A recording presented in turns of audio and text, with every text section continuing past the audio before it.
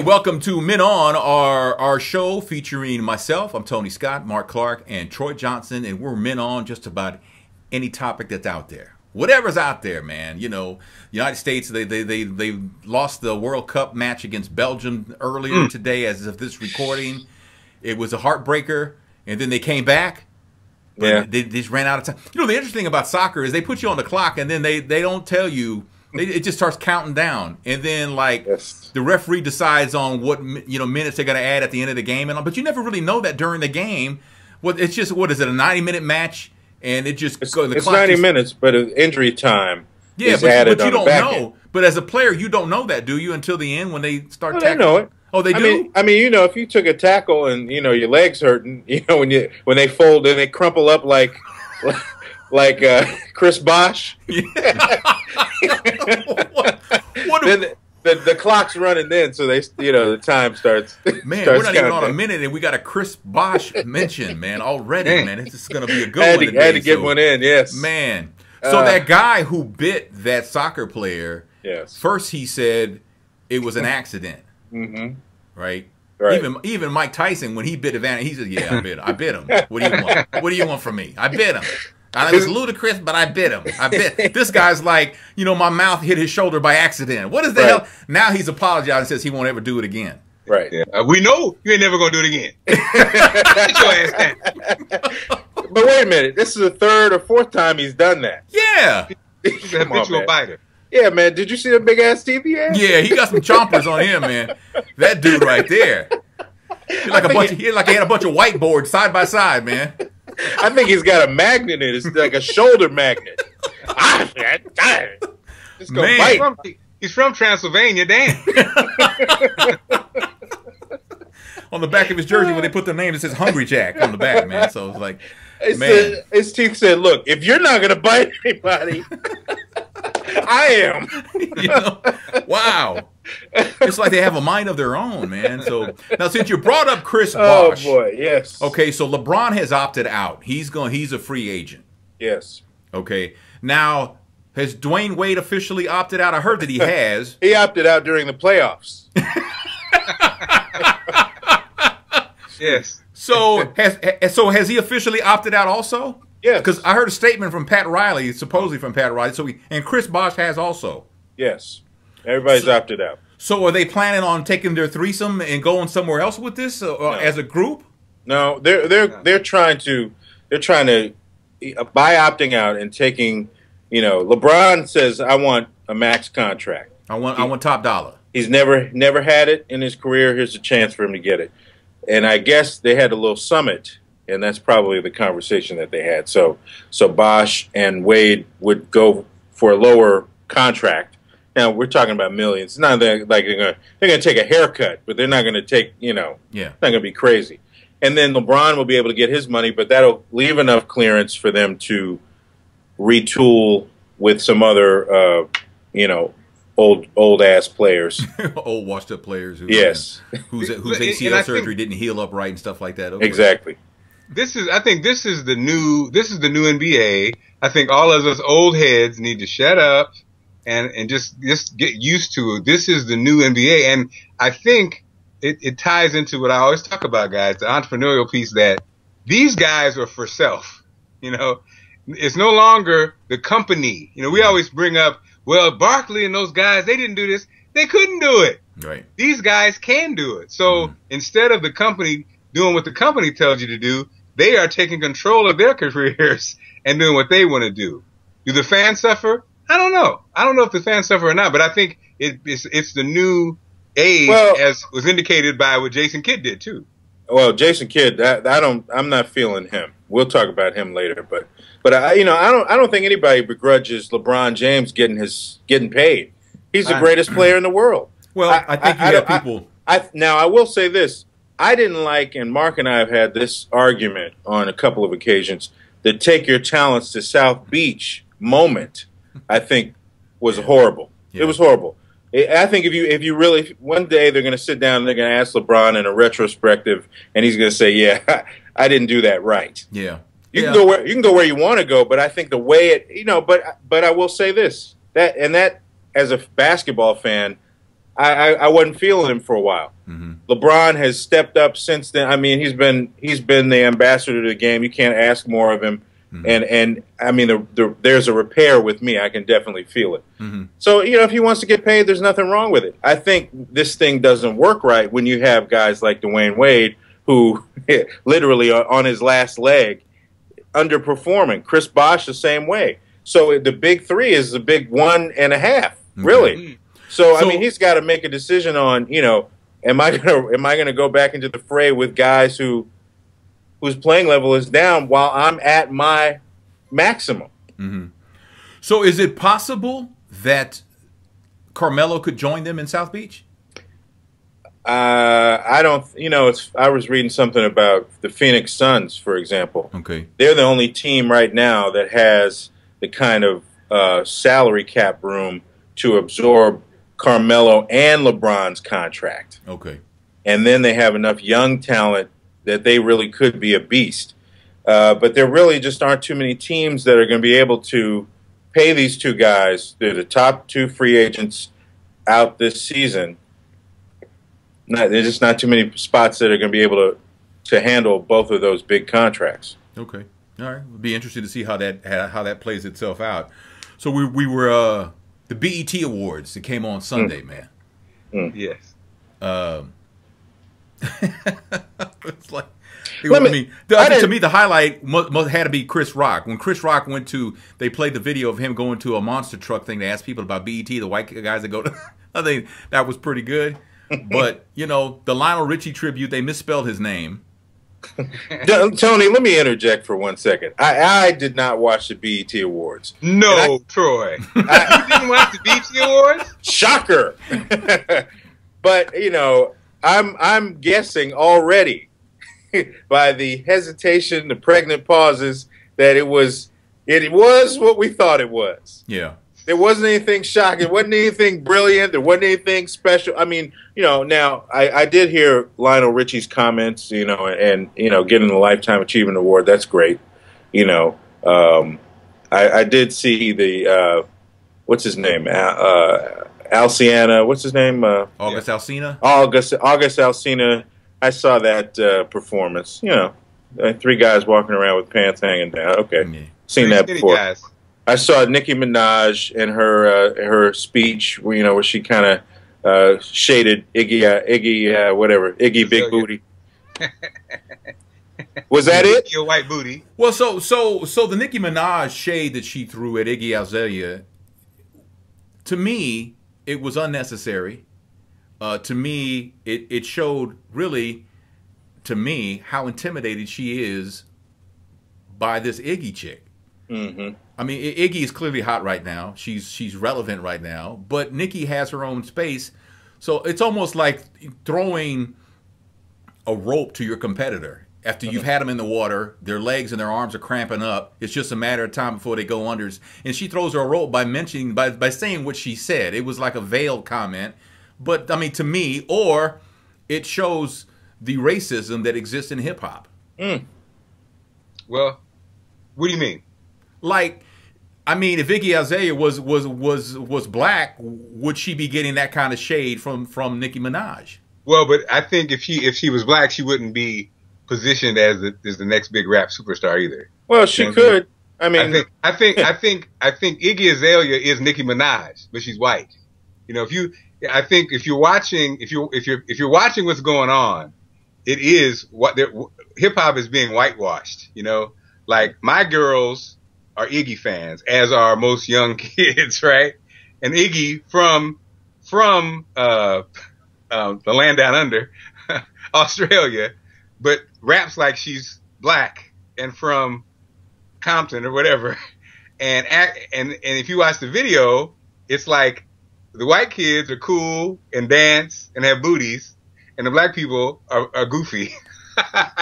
So I think there's some dynamics going on. Is there a code switch going on, man? Code switch going on, and in the awards, the sad part is her performance, just like Robin Thicke consistently and Justin Timberlake, their performances always are better, you know, than the Lil Waynes of the world and the rappers of the world.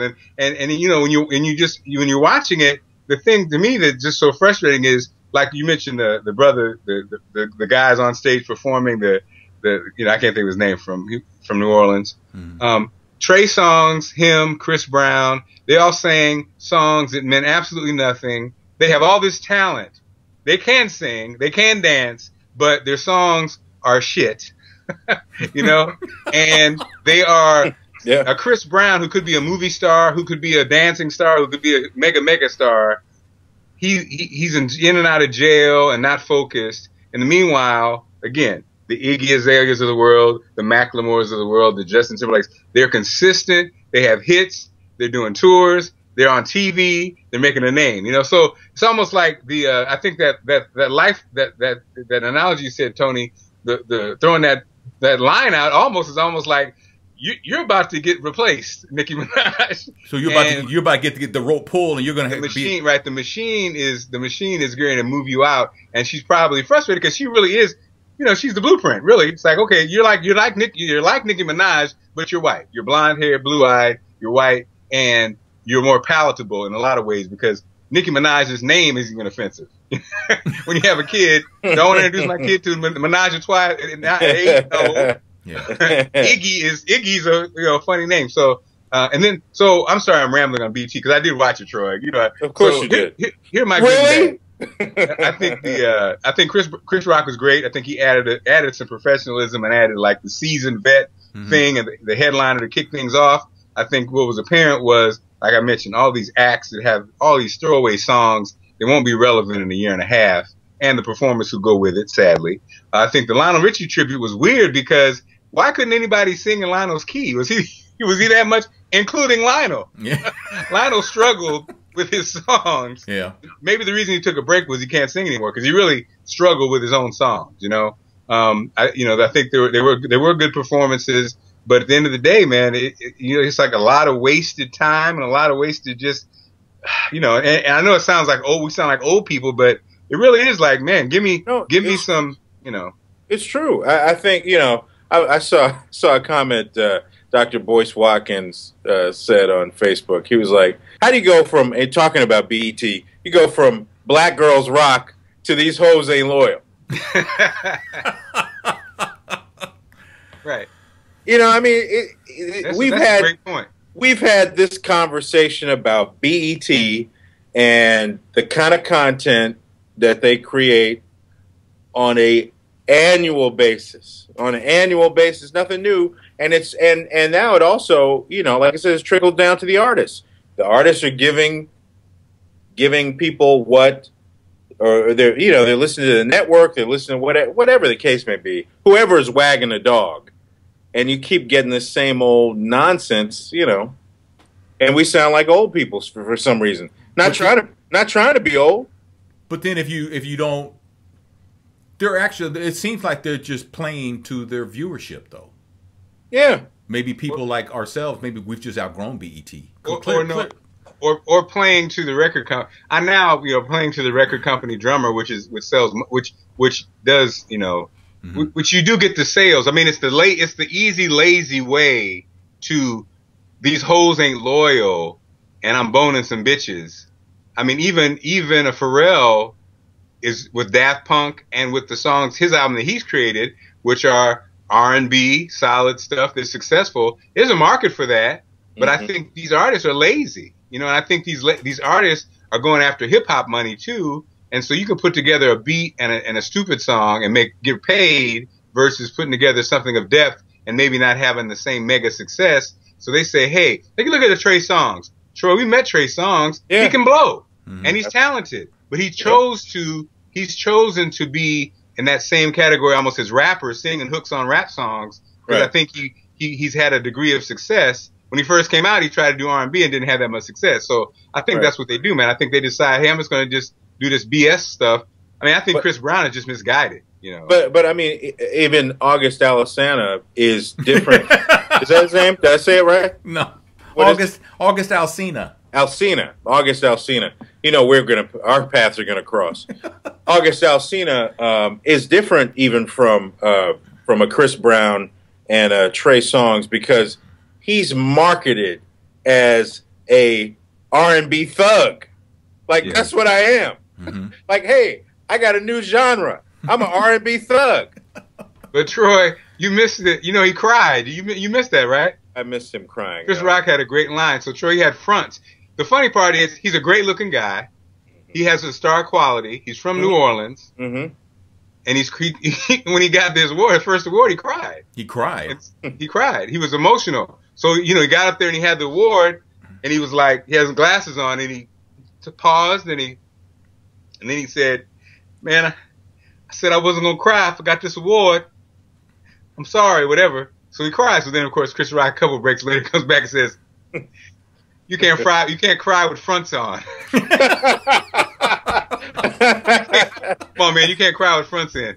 And it's funny because that's so ridiculous. Like, you're this, what you really are an old fashioned, good looking guy who's a matinee star. Mm-hmm. But in this world, because if you don't become a thug and you don't beat it up, then you're just like, you're John Legend, but John Legend has great management. Right. So, okay, you're too young to be John Legend, so no, this is the route you need to go. Be a freak, be a thug, put a front in your mouth, you know, almost like make yourself ugly, you know. So it's all contrived. That's what I guess, when you watch the show, everything's contrived, from Nicki Minaj's ass to Alcina Veranda's name, to the fronts he wore, to Lionel Richie's 20-year-old girlfriend. Let me tell you something. By the way, Lionel Richie, if you wrote Zoom, why are you performing All Night Long? You know what I mean? But All Night Long was a bigger hit, though, right? It's a bigger hit, but it's a suck-ass song, man. You're Lionel Richie. But like the greatest R&B songs in your generation, you know? Like All Night Long, right? So really, Tony, and when you remember when he hosted the American Music Awards years ago, Dancing on the Ceiling and All Night Long, that was Lionel Richie playing the same game that we're beefing about right now. The only difference is these guys are thugs, allegedly thugs. Lionel Richie writing Dancing on the Ceiling is some bull snap, okay? You know, and All Night Long, you know, because any Jamaican would smack you in the face if you start. But now, my friend, the time is cut. Man, come on, man. Bob Marley kicked Lionel Richie in the nuts when he heard that song. You're Lionel Richie, right? From the grave, man. Don't ever do that again. I'm going to kick you in the nuts. But then people will say, hey, a hit is a hit, man. Yeah, but they never had shoulder pads. Never had shoulder pads in Jamaica. If you say a hit is a hit, then what Trey Songz is doing is, hey, he's just better playing the game, you know, which some will say that. Well, yeah, maybe so, man. That's. Oh, nah. So it came out over the weekend about Bobby Christina being angry at Angela Bassett for not casting her in the Whitney Houston movie. That is largely, from my understanding, Angela Bassett's going to direct it. It's going to be a Lifetime movie, and it's going to spend a lot of time on Bobby and Whitney's relationship. Now, Bobby's not involved in the movie, Bobby Brown. Bobby Christina thought that just because she's Whitney's daughter, I guess she's entitled to be cast to play her mom. Right. They asked Angela Bassett about this, and she says, well, I didn't offer her a role because she's not an actress. Right. You know, Bobby Chris decides to take the high road on Twitter and says that Angela Bassett, you know, looks like a man and all that. Angela Bassett is a lot of things, but she does not look like a man. She ain't no man. You know? Bobby Christina, shut up. You know, Bobby Christina is a spoiled brat. Absolutely. Who wants a pass to criticize any and everything because her mama died. And you know what, Tony? This is, I hate to say it, but this is a look into the future of Bobby Christina's life. Because she's not, first of all, she should never be measured by her mother's accomplishments until she goes somewhere and, you know, I mean, first of all, not that we care, but does she want to do something in entertainment? Does she want to be a singer? We know she can't sing. She's not an actress. She's not an accomplished, studied actress, which is what she needs to do. She needs to go to school and learn something. You know, and then maybe we can worry about, you know, the comparisons. I don't think anybody outside of this conversation cares, but somewhere in her circle of people, there seems to be some kind of pull where, you know, she's going to be judged by her mother's accomplishments, you know?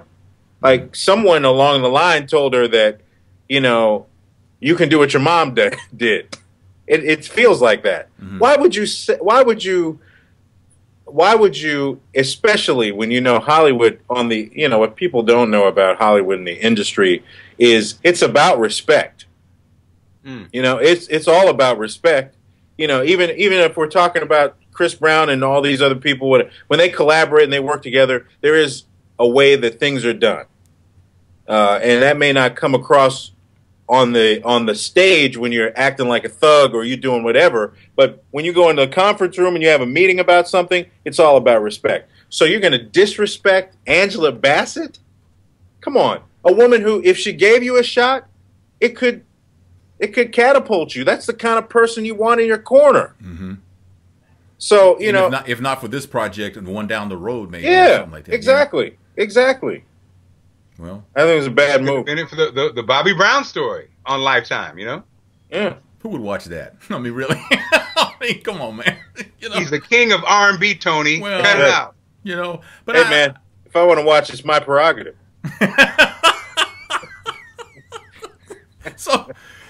So what is going to happen with Bobby Chris, man? I mean, flame out. I'm telling Tony. But what flame? There's no flame. There's no flame. There's that crack pipe flame. Yes, it's on right now. Mark, I'm with you. She's gonna. You know, I really don't. We're having a tongue-in-cheek conversation, but come on. Mm-hmm. I think she's going to end up being in a situation similar to her mom in some kind of ways.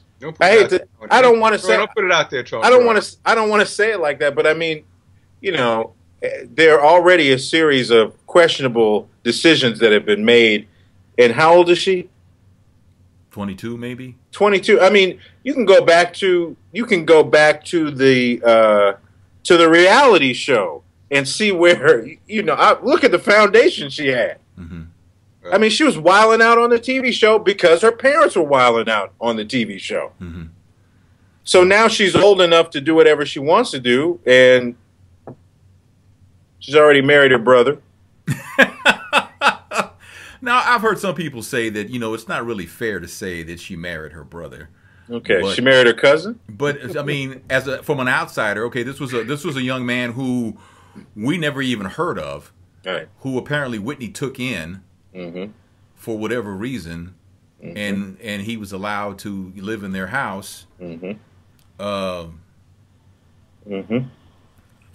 Yeah. I mean, does that mean that that's like her brother now? That's her play brother? Yeah. Excuse me, guys. Yeah. So I mean, but it's interesting. I think that he clearly has an influence over her. But, you know, you have to remember also, because of how we read into things, I mean, because it came out after Whitney died, and everybody says that, you know, Bobby drove her to drugs and all that, which was not the case at all. No. You know, she had a drug problem before she even met Bobby Brown. Yeah, that's true. Drove him to drugs. And then she was doing more really, drugs than him. She did. You know, and so everybody put the blame on her fall from stardom on him. And the thing is that I find amazing, and I guess I have to give him credit for, is he never said anything. He never said that's not true. He took it. He took it. He manned up and took it, to my knowledge. If I'm wrong, tell me. Seems that way. But it seems like he never said anything, and he just took it. What everybody said, he was the worst thing that ever happened to her, and this, that, and the other. And it turns out that she had her own demons. Yeah. That really had nothing to do with him. Yeah. You know, when it came out that she had a serious drug problem, and then people were saying they'd sit around the house smoking crack together all day, which was not true. Mm-hmm. You know, so as far as Bobby Christina, clearly somebody's influencing her. Or the first thought is that it's this guy Nick Gordon. He's the one who's influencing her. Or maybe she's not influenced. She just makes bad decisions, like Troy said. She's the product of two people who make bad decisions. So yeah. She can't get out of her own way. Mm. Yeah. You know, you wonder though, who out of the two, Bobby and Whitney, who was the who's been the most tormented though? I mean, her life ended. She could not kick her drug habit. Her drug habit cost her life. Mm-hmm. You know, say what you want, but that's the truth, really. Bobby, I would say she was the most tormented between the two. Yeah. You know, because I mean, Bobby Brown has been who he wanted to be. Right. You know, he you know, he had an opportunity to be the king of R&B. He grabbed that. You know, he was part of New Edition. I mean, he's had an ability to being Bobby Brown. Mm-hmm. Whitney Houston was an image created by. That's a good point. That's a good one, Troy. You're right. You know, I mean, That's she a good was point. she was created by Clive Davis. Mm-hmm. Yep. You know, whatever her, you know, and I mean, we're talking about the whole body of Whitney Houston. You know, whether we're talking, you know, whatever may or may not have been her sexual preference, whatever may or may not have been her authentic. You know, I'm a hood girl from New Jersey. That's really who I am. Instead, you got me in these gowns and all this stuff. It was all imaging, and she never really got to be who she wanted to be, perhaps. You're right. That's a good take. You're right. Well, so what else you guys have, man? Well, I mean, I think the Aaliyah movie that now is suspended, that was supposed to happen on, I guess, Life, on one of those same channels, but it was shut down by the family. And But how could the family shut it down, though? What kind of influence? Well, they have the rights to a lot of the music and a lot of that aspect. So, you know, when you're trying to do those movies and you're doing an unauthorized type angle, the family is pretty influential because they won't clear any of the music. You know what I mean?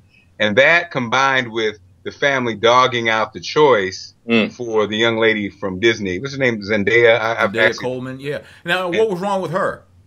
I think people who didn't know her thought, well, the family said, which I was like, damn. They're like, this story deserves an A-list actress, not her. Damn. So it was like, wow. I mean, but it's you know, I mean, that's what their angle was. Let me ask you this though, okay, about clearing the music and all that. Now, if her family doesn't own the music, and let's say someone else actually owns, so a record company owned the music, like, you know, Mark Clark Productions owns the music, they could license the music without the family's approval, and that would just be how it's going to be, right?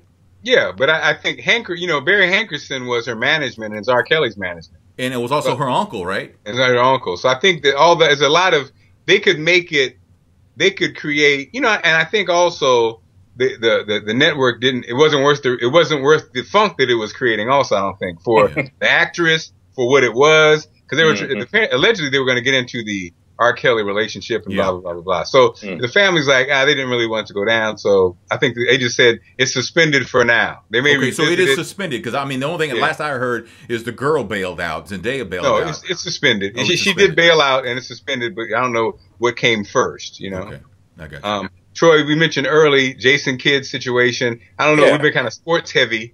I don't know. Now, Jason Kidd was the head coach of the New Jersey Nets. That's right. Yes. And he wanted a bigger role. He wanted a VP position. He wanted to be like a general manager and the head coach. President of basketball operations. Oh, so he wanted to be over the whole damn thing. He wanted to run the whole joint. And they told him no? Yeah. Well, yeah. I think what happened, but I think and it's interesting because I think this is the prime example of how the media covers something versus how things really happen and how it colors everything, right? So that was kind of the story. You know, he wanted more at the last minute. And it's like, but I think the story really was, it's like your boy just bought the Milwaukee Bucks. Your boy bought the Bucks and it's like, yo, you can run everything. You know, because why? People say, why would they do that? He doesn't have his coaching. He's going to be a Hall of Famer. Is he a Hall of Famer, Mark? He'll be a Hall of Famer. Jason Kidd. He's a Hall of Famer. Okay. And so, you know, it's Milwaukee. Okay. You're bringing in a Hall of Famer with recognition, and they basically gave him the keys to the car, and so it's his boy. So then he goes back to his employer and is like, "Yo, I want to," you know, he knew they weren't going to give him that. The Nets weren't going to give him that because, but it's like I think that makes more sense. You know what I mean? Because it's pretty random that all of a sudden you were shaky at best and almost got fired, and then you go in and say I want to run everything. I think when you reverse it though and go, your man buys a team and wants to make you make all the decisions and make you the guy. You're like, okay, you got that in your back pocket, and then you play your card. They say no. You're like, all right, well, peace. And they do what, 2 rounds? They do two second rounds to get. They traded a coach. I mean, basically. I mean, which I just think that first of all, Jason Kidd had an opportunity in New Jersey to continue to prove himself. Mm-hmm. If you want to go out and get the money and do whatever, which has been Jason Kidd's style everywhere, he's left everywhere that he's been, even as a player. So he left New Jersey on bad terms as a player, but came back. I mean, he didn't finish out anything when things got tough, when things got whatever.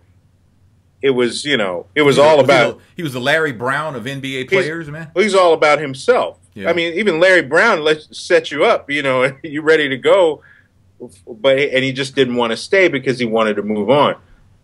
I think Jason Kidd is a different kind of person. I think he's looking out for himself first. Does Jason Kidd get a lot of, I'm not going to say negative press, but it seems like he gets a lot of criticism? Is that because of the baggage off the court with his wife and the domestic violence and all that? Is that because if so, that proves what I always say about men, especially men who are high profile men who hit women. They never get that stink off of them. Well, but I think he's an ass. I think that's is he an ass? But, yeah, I think the wife beating piece is a factor. Mm-hmm. But I think, like Troy said, we struggle with people who are out for themselves. But the funny part is that's the game. It's like Jason Kidd getting full control over a team. That doesn't just happen. So if you have an opportunity to do that, I would take that deal. I think most people would take that deal. But the problem is, meanwhile, a coach gets ejected on the way. Let's not forget. Yeah, he had a horrible record though. Larry Drew was a lousy coach though, wasn't he? Yeah, he sucked. But but what I'm saying is, and guys, this isn't how I feel. But it's like that's the reality. That's the game everybody's playing except us. We're worker bees. We don't play that game. Right. But that's the game the companies play. They let you go and they say what? We're going in another direction. You know what? And I agree with you, Mark. And I was thinking about this earlier today because I was listening to some sports talk shows and they were talking about how, first of all, the NBA community is not happy about how this happened. Right. I mean, other coaches are pissed off because it sets a precedent for the way things work. The only way this works for Jason Kidd, the only way there's not a stink after the fact, and that's why, like you said, people who look out for themselves are gambling on one thing, that they can deliver at the end. Because if you don't deliver, you're out. But even if you do deliver, you can still be out. That's the problem. Yeah, you can, but Mark Jackson's out. Mark Jackson was a great coach. Yeah, they loved him. You're fired. But how come he hasn't been? But he signed back with to be an announcer. How come he didn't go after another job? Because nobody wanted to hire, nobody wanted to touch him. There has to be a reason why, right? Well, no, I think again, but see, that's what I'm saying. You can't control anything. So what you can control, you got to control. So it really does have to be about your interest, especially if you're a black coach.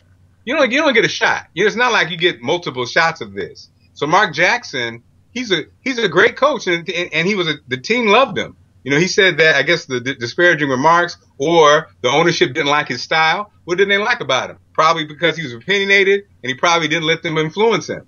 They couldn't control him. Had a strong religious tone in the way he was coaching, which may have overreached a little bit with even though the players liked him.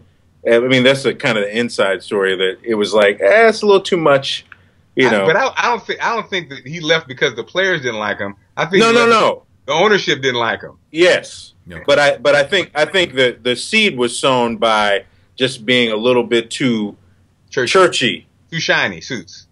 too churchy in practice. I heard that. So, but I think you have to seize the moment, I guess is what I'm trying to say. Yeah. And so if I'm honest, I hear the Jason like you said, Tony, Jason, whatever, he's not my favorite because he's a wife beater in my mind. And I heard at first, like Troy, I was like, I didn't like him anyway. I thought he was a jerk, and it was just continuous jerk behavior. Then I heard the second part of the story. His boy bites a team and says, well, why would Milwaukee? Who would go to Miami? Okay, I get it.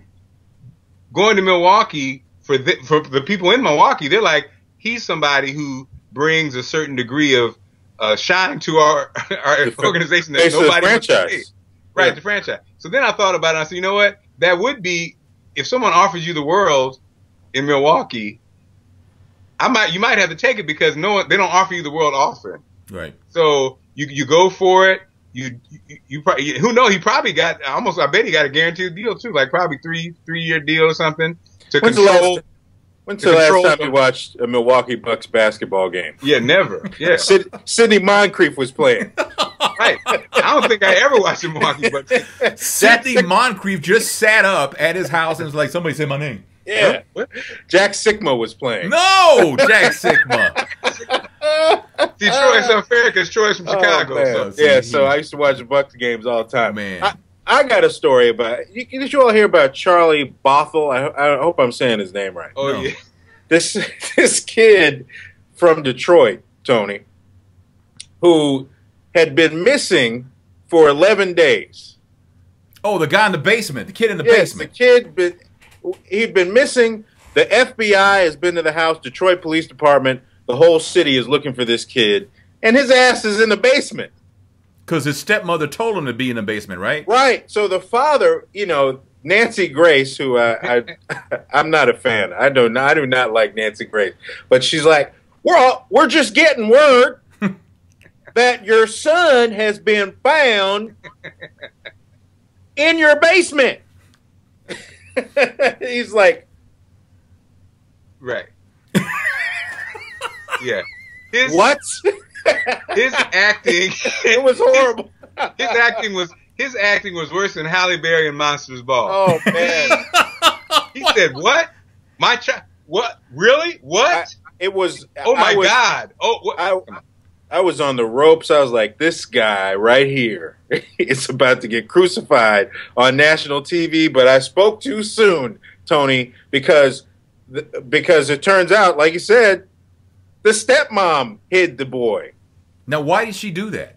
I haven't heard the rest of the story. Okay. But the kid has talked to the FBI. He's talked to the police, and he said that, the stepmother told him not to come out no matter what he hears. Well, something must have been ready to go down. Either one or two things. Either something was going to go down, and she cared for the boy so much she didn't want him to see it, hear it, or witness it. Or two, she was the evil stepmother and put his ass down there, and you come up when I let you up. Well, he was abused. He was abused. They said the pipe marks on his body and blood on a pipe. The father, the father's not. He's not off the hook. Mm-hmm. He's not responsible. His whole for family's off the hook. Family is off the hook. But off the hook in a homonym kind of use. Man, so. Yes, exactly. So he was beating his kid. He wanted perfection out of his son. So he had this kid running a treadmill every day, trying to get his fitness level up. I guess he wanted to be an athlete. Wanted to be, you could tell in his remarks he wanted him to be a successful, and he's iron sharpens iron kind of thing. And what's up with the FBI, man? The Detroit FBI in the fire, man. Had the dogs down there, the FBI, the CIA, nobody sniffed out nothing. What have the sniffing dogs? They got pit bulls down there that haven't been trained properly. They got weed sniffing dogs smelling kids. Mark, when's the last time you were in a Detroit basement? Man, I bet you there's a lot of smells down in. Man, the dog is like, hey. I ain't going down there. I'm in a union. Last time I was in the Detroit basement, it was Hurley and Robert's house. Oh, Lord have mercy. Robert had a barbershop in the basement, and they also had a band. So that's the last time I was in the Detroit basement. Damn. And it was unlicensed. Unlicensed barbershop. It always is, man. If it's in the basement, there's no. That's why it's in the basement. Well, Charlie worked at the post office in Detroit, so yes. But you know what? Here's the other little caveat to the story. The he was barricaded, and the stepmom told him not to come out, but the kid had food, so he managed to get out and get food. He would go upstairs, get some food, and then bring it back down. Wow. Well, Unbelievable story. Okay. Unbelievable. Well, we're going to leave it right there, man, because we're coming up on 45 minutes, so we'll leave it there. We are Men On. We got to go in the basement. I'm in the basement already, so but it's Men On, our take on pop culture. We normally do a Men On Scandal show, but Scandal's on hiatus, obviously, but we will be picking it up when the show starts up in the fall again. In fact, next month, myself and Troy will be at a Men on Scandal meetup in Los Angeles the first week of August. Details, I'll put them in the show notes down below. Mark, unfortunately, is not going to be there. He was, he wasn't, he was. Now he officially is not, but for a very good reason. So, and we'll leave that right there. Yeah. All right. Yep. Mark's like, yeah.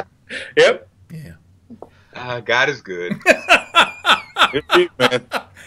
Fantastic. So we're Men On. You can follow us on Facebook or Twitter. We're Men On Everything. And we'll see you in our next episode. I'm Tony Scott. That is Troy Johnson, and that is Mark Clark. Thanks again for watching.